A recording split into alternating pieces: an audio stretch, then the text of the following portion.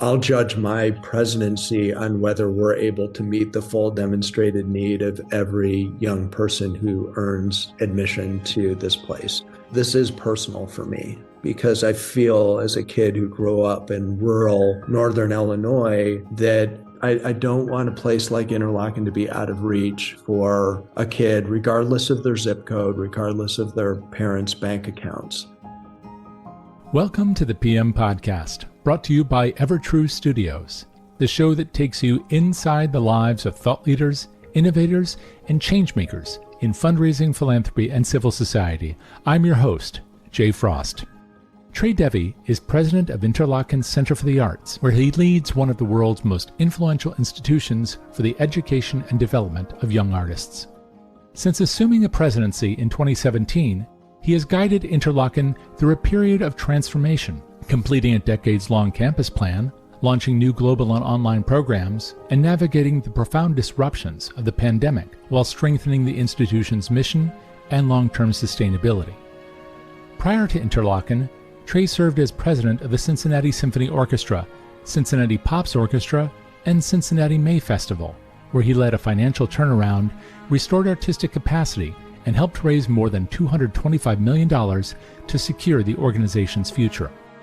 In this episode, we trace Trey's journey from trombone student to consultant, orchestra executive, and president of a global arts institution, exploring the decisions that shaped him, the realities of leading through uncertainty, and his vision for educating not just exceptional artists, but citizen artists prepared to shape the future.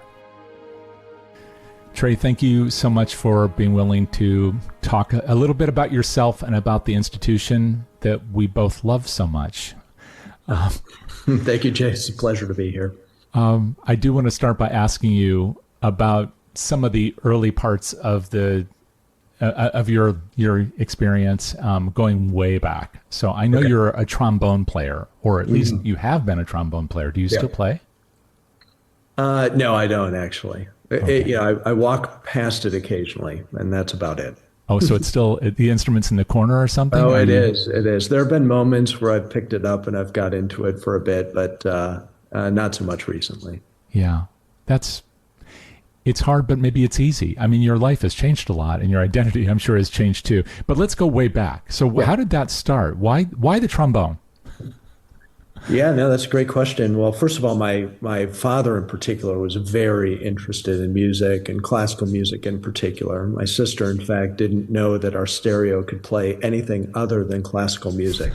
Until she realized that the radio dial actually did move. But so I grew up in a household, again, particularly with my dad, that was focused on classical music. And so I was just around it all the time. And so I started playing a keyboard instrument early on, actually the organ. And then eventually it came time to pick out an instrument at school. And I wanted to play the saxophone. The band teacher had a shortage of trombone players and saw that my arms were long enough to get to seventh position. And that was really it.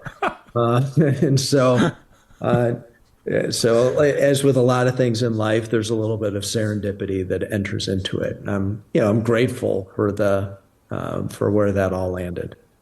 When did that start? Was that a fourth grade? Yeah, it was fourth grade. Probably. So the public school system and you went in and it was kind of the petting zoo situation where all the instruments were laid out. I was initially drawn to the saxophone. I thought it was very shiny and interesting, and it turns out the trombone called me. Yeah. Well, it's a sound that can be heard from afar. So it can be. Yes. We tend not to get a lot of encouragement from the conductors. They're usually it's getting the hand, not we need you to play louder. So a musical household.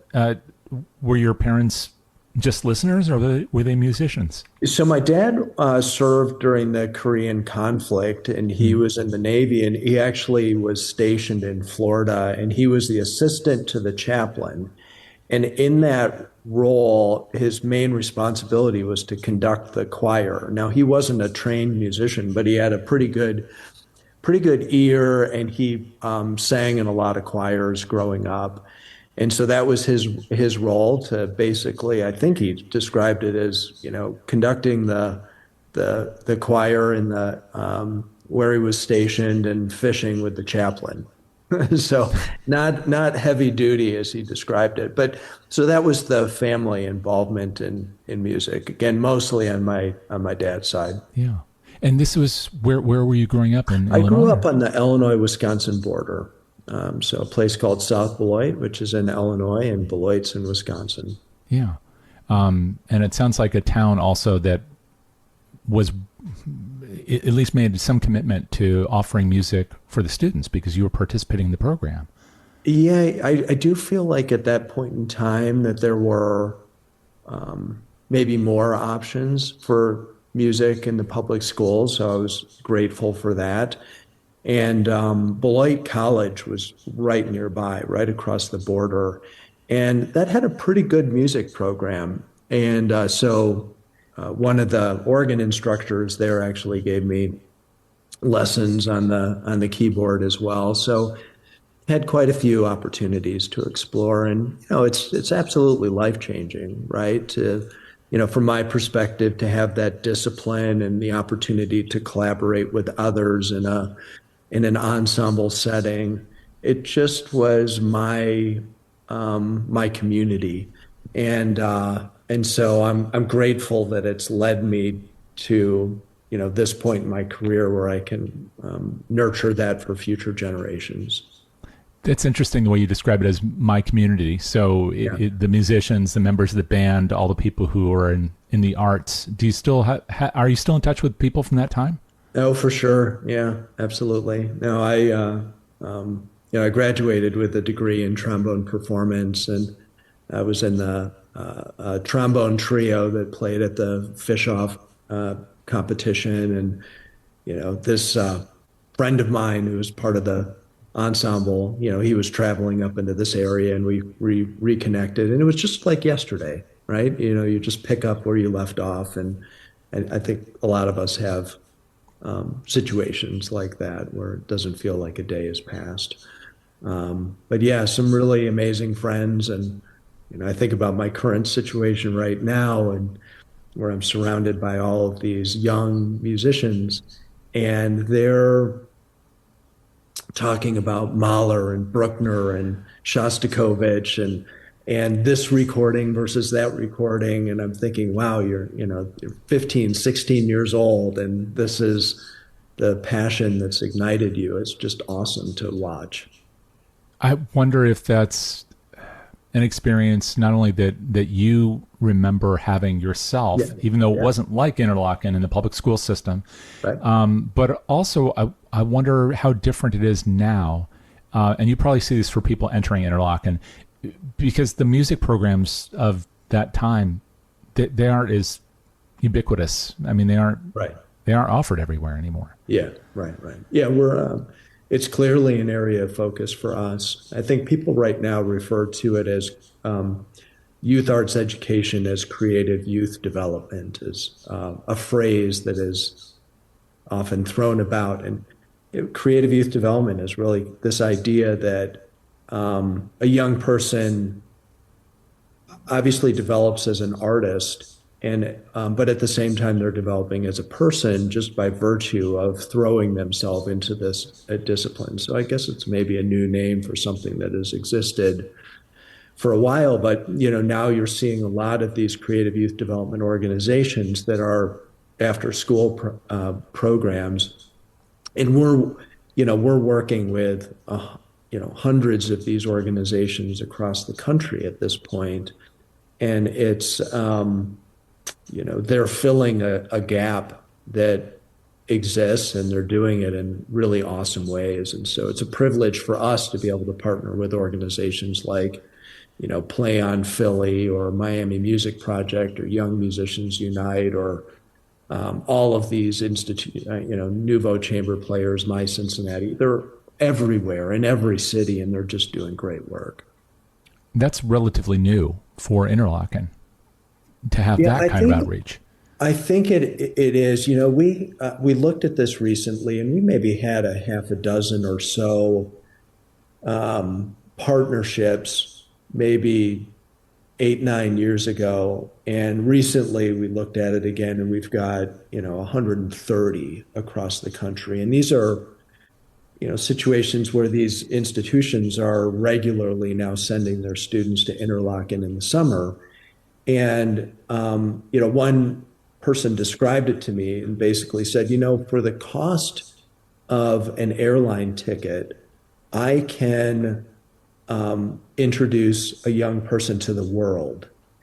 And what he meant by that is I get this young artist to Interlochen, and then they're in a cabin with kids from, South Korea and Colombia and, Wichita, Kansas and New York City. And they're all, and they're studying music and theater and dance and visual arts. And it's this exposure that really happens in a summer program that's remarkable. And I fortunately was able to, take in some camps when I was younger, and it's just like this life-changing experience to be able to get away and develop that independence and all that comes with it. Now, I realize that for someone listening to this and not aware of Interlochen, that some of this will be a little mysterious, but we will get back to what Interlochen is in a moment, because that will help to explain that. But I think you just tapped into another part of this conversation about you, which is that you were able to take advantage of that musical opportunity. You were receiving encouragement from your own family. That was a great recipe, plus your own individual interest, your talent, your commitment to continue doing that work. You studied trombone. You went there, I guess, as a music performance major, and then you completed that degree. Did you imagine that you would be playing in a symphony or a band, or what did you think would happen when you finished your degree in music? That's a great question. I think early on, when someone goes in and particularly gets a music performance degree, you aspire for a career performing. That's how you'll make your living. And certainly when I was going through college, I did. I didn't come from a family with great means. So I worked my way through college. I was freelancing in Chicago. I was teaching little kids to play music, and I was running a tiny little orchestra, a volunteer orchestra. Yeah, it was, it's a community orchestra in Northern Illinois. And it basically involved moving stands and chairs around. It wasn't overly complicated, but, kind of cobbling things together. But yeah, one of my hopes was that I would, play in an orchestra someday.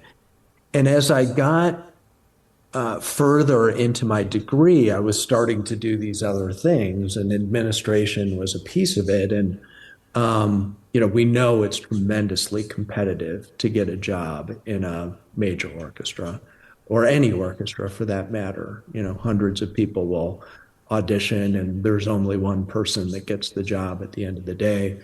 And while I was doing pretty well freelancing, I was doing better in administrative roles. It suited me, and I felt like I was making an impact.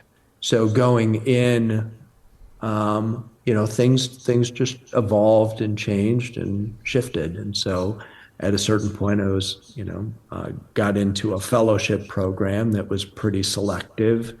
And that was really a major shift for me in my career. And did you have this idea that then you would be in administration for orchestras, or was this a kind of a broader opportunity scape? This fellowship was through the League of American Orchestras. That's what it's called today. And so I worked at the Pittsburgh Symphony and the New York Philharmonic and the Fort Worth Symphony, and it was assignments that were 3 or 4 months each.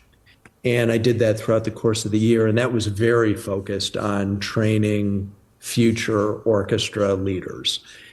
And so initially that was my path to manage orchestras, and I started doing that pretty early on. So it was quite focused in that sense. And so, while here I sit at Interlochen today, which is, different from managing an orchestra, there's certainly lots of things from that experience that carry over. Right. Well, and you said something a moment ago that struck me, which is the competitiveness of getting a role, sitting in a seat in an orchestra of any type, anywhere. It's very true. For people who don't know this world, I try to compare it to something that they'll watch on Sundays, like football, where a lot of people play. Very few are going to be able to play professionally, or ballet, which is, kind of a similar thing. And then you might have a finite timeline for many people. But that's also true for administration. I mean, maybe not all administration, but there are only so many roles running an orchestra. Right. That is true, especially when you get into the upper ranks. And, it's totally a fair point. There are only so many CEO jobs of major orchestras, or there's only one job, at Interlochen in this particular capacity. So I think maybe the difference is that for the 100 people that say show up for a trombone audition with the Chicago Symphony, there's going to be one person that's going to get that job. And then the 99 other people are going to try and get a job with whatever other orchestra job is available. And so, my experience, and look, I started the first job where I was president of an orchestra was the Syracuse Symphony. Oh. And the level of musicians there was just extraordinary. It's not, I say this, respectfully, but the difference between getting in one orchestra versus another, can be just what happens on any given day. Just the quality is pretty extraordinary to get into any of these, major institutions. But you had a step in between, didn't you? Because I know you went to grad school. So did Syracuse precede going back and then getting in an MBA, or? Yeah, it did. It did. So I was leading the Syracuse Symphony. I was there for 5 years in all, and 3 of those were as the president of the Syracuse Symphony. And then I went to lead the Florida Philharmonic. That was a complicated situation, and basically was involved in closing the institution down. I was there less than a year, and the institution was troubled, and basically we. It's a quite longer story, but the upshot is that the board voted to close the organization down. Was this a financial issue? That's true for so many orchestras and has been over the last 30 years. Yeah, it was. Yeah, that was the case. It was a financial situation. Just to get one click deeper on it, essentially there were bequests that were used to support operations rather than going into the endowment. The endowment had been eroded, so it was essentially non-existent. And then there were a lot of special one-time gifts that were used to kind of keep the institution afloat. And the donors who were making those special one-time gifts essentially said, look, enough is enough. Can't keep doing this in an unsustainable manner. And so those were some of the key issues. I'd also say that there were the level of sustainable support for the institution was just not sufficient to sustain what was a $10 million budget at the time. So it basically had kind of the support system in place for a $5 or $6 million a year institution, but it was running at a $10 million expense budget. And it doesn't take too much of a math major to figure out that really doesn't work. And so essentially I was on the job for 3 months, did a financial audit, came back to the board and said, look, there are 3 options here. One is we're going to need X dollars to truly solve the issue. Two is we're going to need Y dollars to get us through another year, and then we're going to have to reassess from there. Or, you can call the question on whether the institution is viable or not. And the board made the decision, almost unanimously to close the institution down. That almost sounds like a consulting assignment or a bridge to doing the kind of consulting you later did. But what did it feel like for you to go in, to take that job, and then in less than a year have to be part of shutting down something that you loved? It was the hardest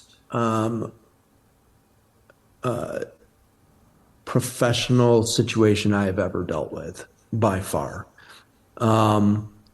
Because to that point in my career, I had had nothing but sort of progress and impact and taking institutions from one place to another. And, I went into the organization really expecting to continue that upward trajectory for the institution to make progress. And the thing that was most difficult about it is that every organization is going to have challenges. It comes with the territory. There are going to be issues that need to be solved. But when it comes to people's livelihoods and the jobs that they rely upon, that was especially challenging for me. And it was after the Florida Philharmonic that I did go to business school, and there were some real questions for me around, do I get back into the fray? Do I get back into leading an arts institution or not? Because I was really recoiling from that situation. And fortunately, I had some really good mentors around me.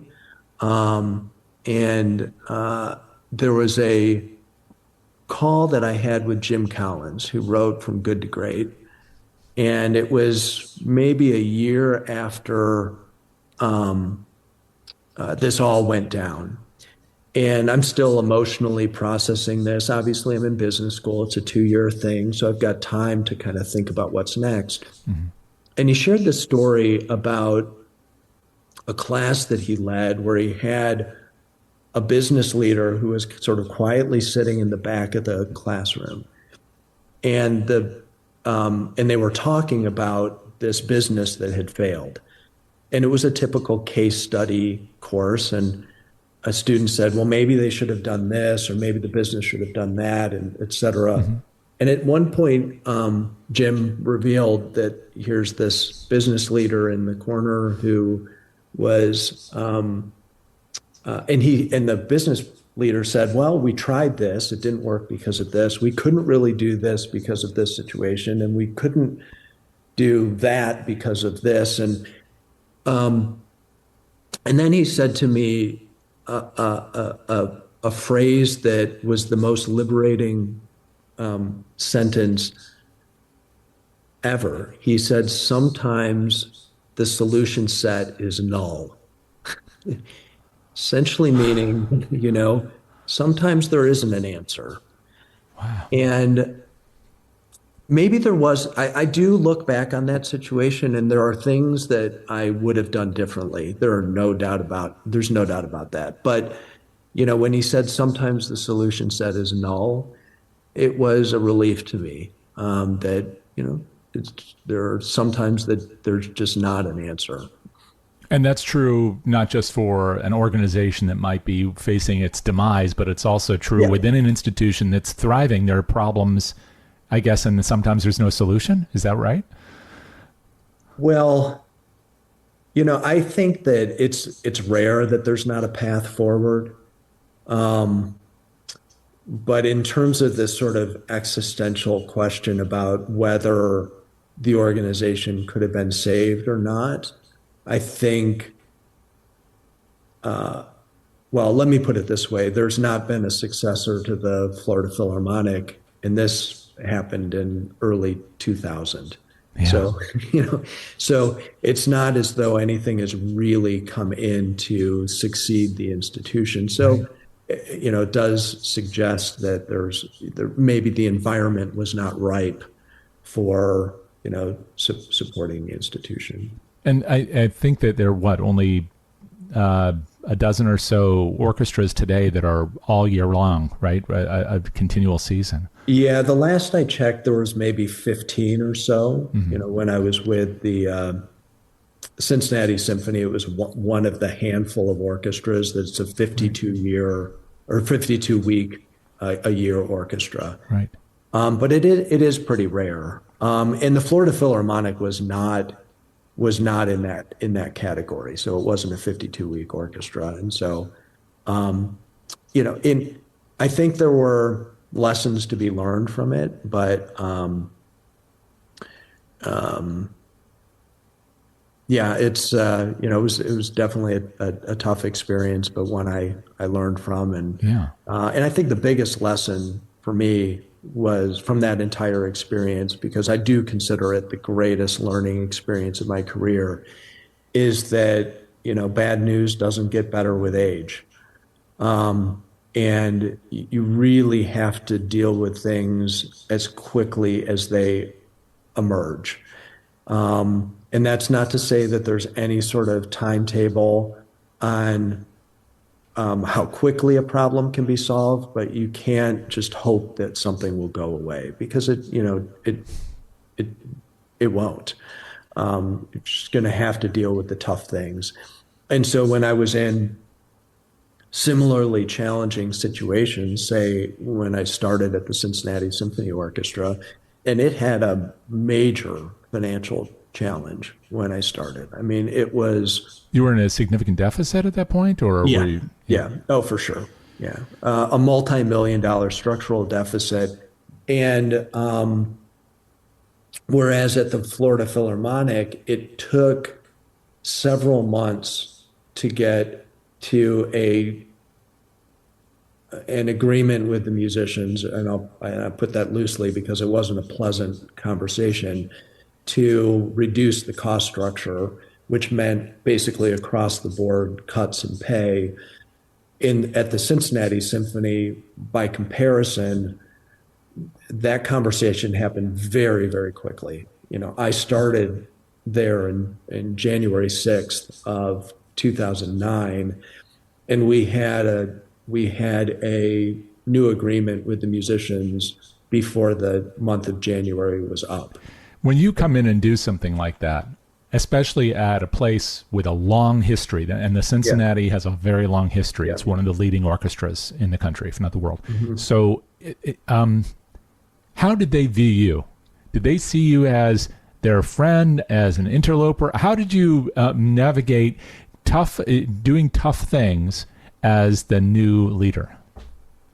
Well, first of all, I give all of the credit to the leadership of the players committee, the orchestra committee, for giving the latitude in that particular situation, because it was a leap of faith on their part, to trust a new leader, and whether it was the leadership of the union or the players committee, they did make a leap of faith. And that, I think, was probably the greatest opportunity that could have been given to me, the board, the institution. And one of the points that I made during that process is my best use of time is to be out sharing the vision for the Cincinnati Symphony, raising money for the Cincinnati Symphony, and by having an agreement with the musicians that reflected the financial challenges that were in place at that time, gave a much greater, more powerful platform to raise the support to bridge the gap that remained. Because the gap was wide. The cost structure reductions were about $2.9 million, if I recall correctly. And the gap was far greater than that. And so it's not as though we solved the problem. We we showed the community that, hey, we're working together in a constructive manner. We've done our part to, tighten the belt, but we need the community support. And so by the time February rolled around, I was able to be out in the community, really trying to raise support. To jump ahead a little bit, in December of 2029 was when Louise Dieterle Nippert established the $85 million musical arts fund that in large part helped address that gap that persisted. And so the musicians were generous in reducing the cost structure. Then there was an $85 million contribution that happened about 10 months later.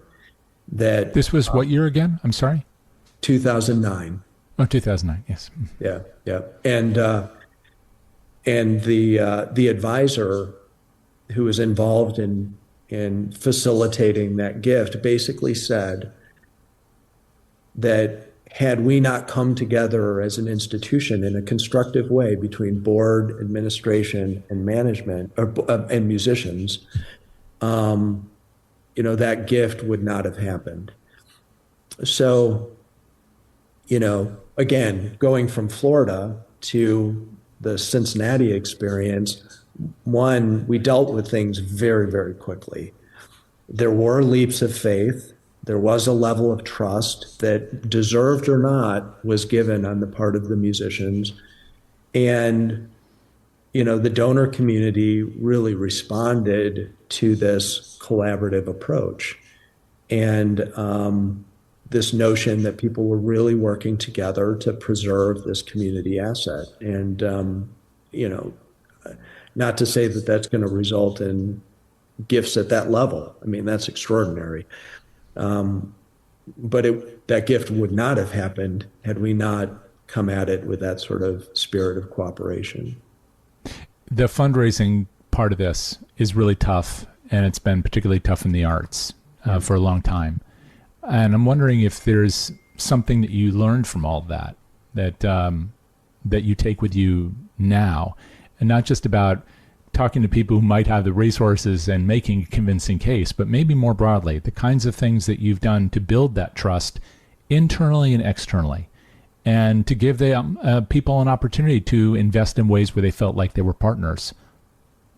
Yeah, so I think that, this is a theme that, no doubt have heard and have practiced, but everything really begins, I think, with vision for where you see the institution going in the future. Where are the opportunities for additional impact?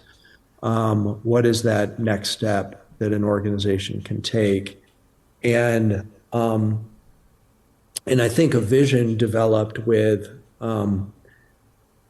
in partnership with all of the stakeholders is one that's going to resonate most. And so when to your point about establishing trust, when you're starting as a new leader and having those conversations with whether it's in the arts or in an educational institution, audience members or alumni, board members, donors, faculty, musicians, staff, all of those stakeholders that really care about the institution. And as my dad said, you've got 2 ears and 1 mouth, so listen twice as much as you talk. Really listening is just, kind of fundraising 101. But to the extent that that shapes the vision and people see themselves in that vision, it's the key. And so whether it was Cincinnati or here at Interlochen, you come back and you play that vision back and say, this is what we've heard, this is what you see, this is what we see. Now let's shape that into where we want to go next. It tends to resonate. And then within that larger vision, I think it's a matter of finding that intersection, the Venn diagram, where this is the institution's vision, this is the philanthropist's personal worldview. Where is that point where everything meets? And that's where the largest philanthropy tends to emerge. Right. Finding that point instead of viewing it as adversarial, which sometimes people talk about fundraising and philanthropy in this almost adversarial fashion, or that's something they don't want to do. It sounds like it was just part and parcel of running the symphony well. Yeah, I think so. Yeah, no, it's interesting, the language around philanthropy that's so, I'm going to hit them up or twist their arm or all of this. It's just, I don't know where that comes from, because, philanthropy at its best is just a joyful experience. And so, yeah, lots of, the experience is the greatest teacher, right? So, and speaking of experience, you were there for a while. So was this, how many years was it that you were at? I was there 8.5 years. Right. So, and things did go well. I mean, you didn't just resolve it at the get-go, but I understand they're doing quite well today. Yeah, no, I think the Cincinnati, I'm biased, but I think it's the, it's the greatest orchestra in the country. And I know there's a bias there, but, you got to tip your hat to a relatively small community that is a year-round orchestra, and they're doing great work. The president now, Robert McGrath, was the general manager or COO when I was there, and he's just doing an amazing job. The team is great. But, to have an orchestra that is, does the classical concerts, the Cincinnati Pops, plays for the opera, the ballet, the Cincinnati May Festival, and that amazing choral festival, it's just, it's highly community engaged. So it's a great institution. So why leave, or why go to Interlochen specifically? Yeah. I mean, Interlochen's a totally different environment. And for people who don't know what it is, how would you describe it to someone who really has no idea what Interlochen is? Yeah, well, I would say that Interlochen, just to give a brief history. So Interlochen started in 1928 as a music-only, summer-only national camp. And over the years, it expanded to every artistic discipline, all year round, both with a camp and a boarding school, and global. So this year we've got kids from 49 different countries that have come to Interlochen, whether it's in the summer camp or during the academy year. So between the camp and the boarding school, we've got a great level of focus on young creatives. And for the camp, that's 8 to 18. And for the Interlochen Arts Academy, the boarding school, it's really high school age with a post-grad year. A single post-grad year is an option. And so, in short, we're developing the next generation of creative change makers. These are young people that are going to they're inspired by the arts, and, not all of them will be in the arts ultimately, but many, many of them will. And in all cases, they have a creative bent that is going to give them an edge, whatever they do. So that's Interlochen, maybe in a nutshell. And to your question about, why make the change, when my wife and I were heading to Cincinnati in 2009, the Cincinnati Symphony is one of I think at the time it had like the 6th or 7th largest budget among symphony orchestras. And that's for a variety of reasons, which we don't need to really get into, but it's a big institution. And she said, is this the last job? Is Cincinnati the last job? And, I said, well, there's 3 jobs that I'd be interested in, at least considering, and Interlochen was one of them. And But you hadn't been there before. I mean, you hadn't attended there as a camper or a student. Why? So how did you even know about Interlochen, aside from, of course, the musicians that were at places like Cincinnati? Yeah, so well, first of all, I knew about Interlochen initially through family connections up in northern Michigan. So my grandpa had a cottage up in this area. Interlochen Public Radio, which is part of Interlochen, Right. was actually my first exposure to Interlochen. It was not through the camp or the academy, but it was through the public radio service. And I wish that I could have come as a camper. When I mentioned earlier, growing up, without great means, I wouldn't have thought to have asked my parents to send me to Interlochen just because I thought financially it was out of reach. And we can come back to that later because that's a real big focus of mine, for our work today.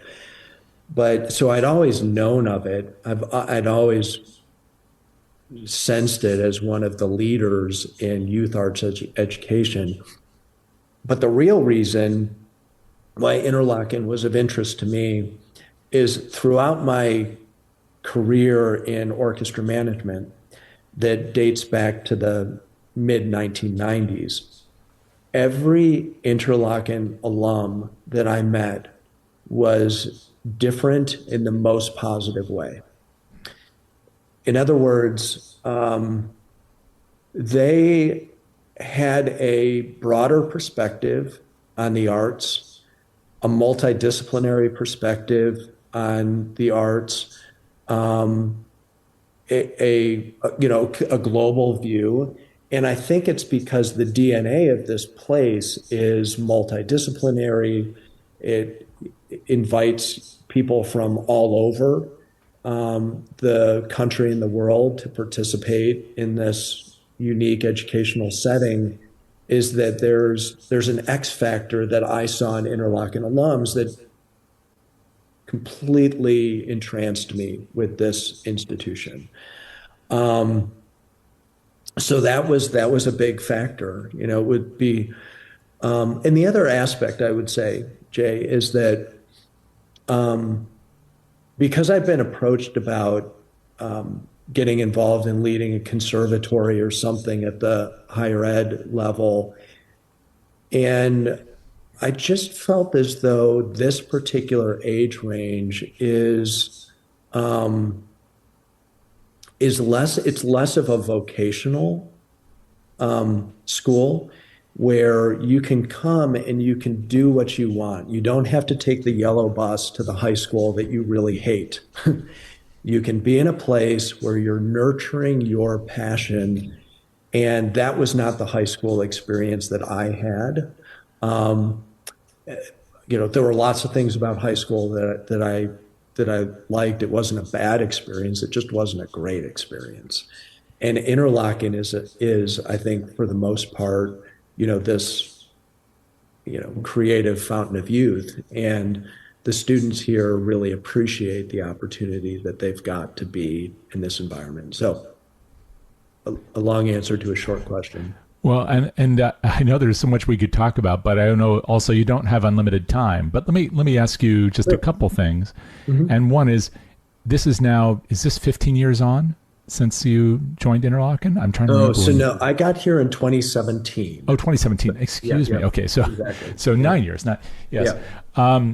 So a lot has happened in those 9 years for Interlochen and for the world, and in arts education specifically. So there's almost too much to take apart.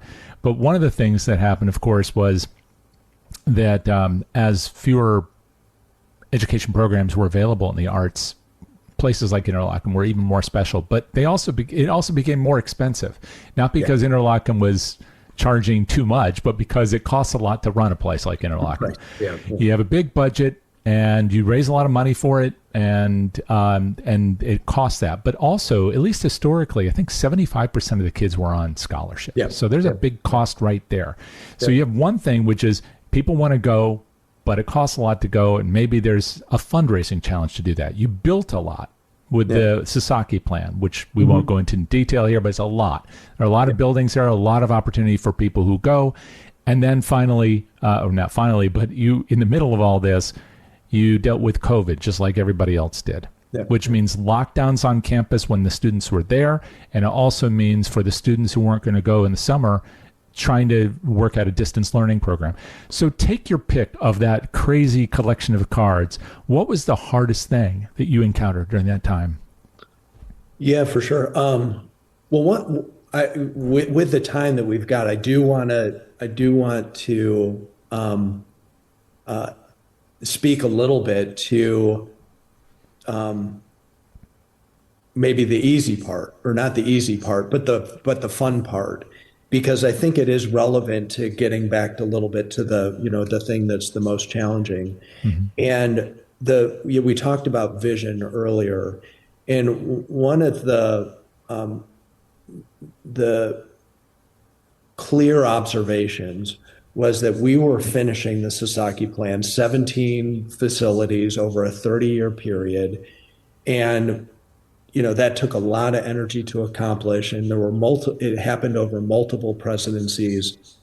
Certainly my predecessor did a heavy lift to get many of these initiatives accomplished, but we finished 3 projects. And then then the question became like, what is next for Interlochen? And that what's next question was answered really in 2 ways. One was, we want to meet the full demonstrated need of every student, young person who's accepted to Interlochen, who's given an offer of admission. And then the other piece we heard from all of our stakeholders is we want to be better. We want to invest in our faculty, in our visiting artists, in our student wellness programs, in our residential life programs.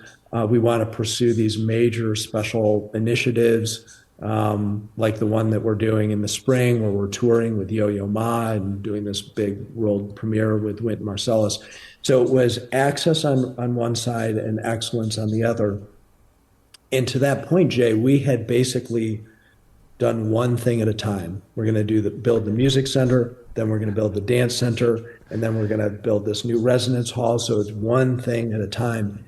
We went back to our stakeholders and said, okay, we've heard you. There's an emphasis on access. There's an emphasis on excellence. What is most important? And it came back 50-50. So half said focus on access, half said focus on excellence. And that became the basis for what is this emphasis. We're trying to push on both of these areas. And we started this campaign quietly in July of 2021, and it's just going amazingly well. But that has been a substantial focus of our attention is, how do we meet the full demonstrated need of every student? And that is going to be very, very expensive. And we need to endow it. And then how do we achieve higher levels of excellence? And that's also expensive as well.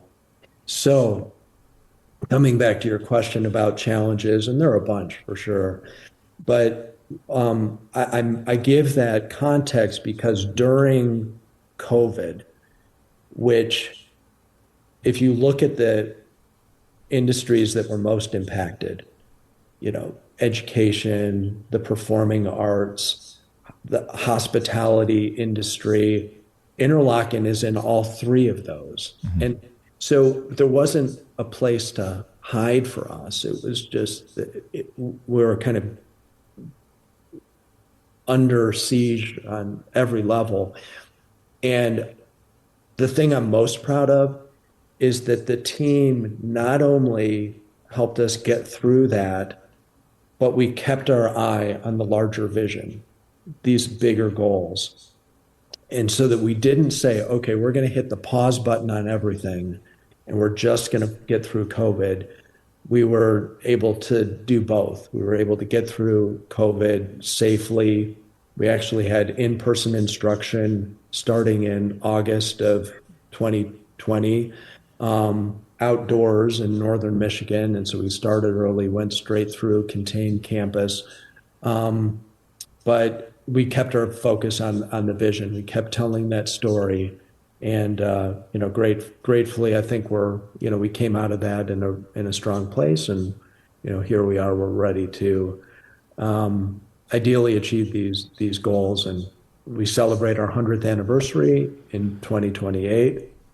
So that's a big one from the days of, digging a hole in the ground and then asking people for money to fill it back in 1929 to today. So what is your biggest hope personally for both for Interlochen as you approach 100, but also frankly for you and for your family, because you're deeply invested in this. You worked hard. Interlochen is a thriving institution, but I'm sure that you have dreams for Interlochen and dreams for yourself. What do those look like? I think I've been pretty clear that, I'll judge my presidency on whether we're able to meet the full demonstrated need of every young person who earns admission to this place. That you ask about the institutional hopes and my personal hopes. This is personal for me because I feel as a kid who grew up in rural northern Illinois that a place like I don't want a place like Interlochen to be out of reach for a kid, regardless of their zip code, regardless of their parents' bank accounts, and that's just important. And we are on the cusp of making a great breakthrough in that regard. So that's especially important for our community.